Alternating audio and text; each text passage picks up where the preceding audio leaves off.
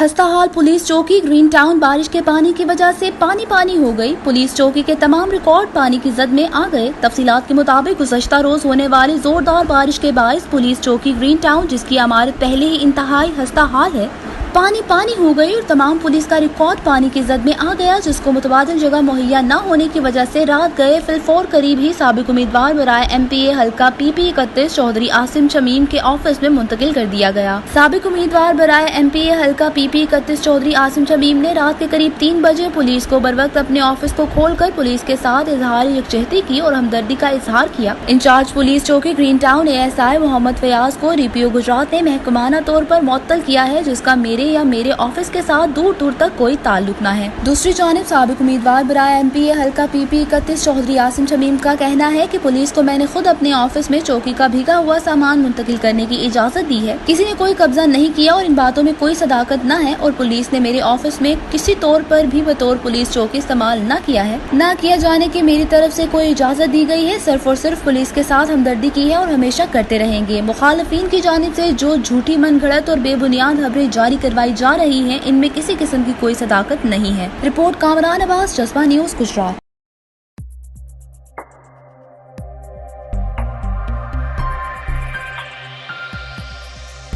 Immigration और तारकीने वतन की खबरों से बाखबर रहने के लिए हमारा YouTube चैनल सब्सक्राइब करें और बेल आइकन को क्लिक करें।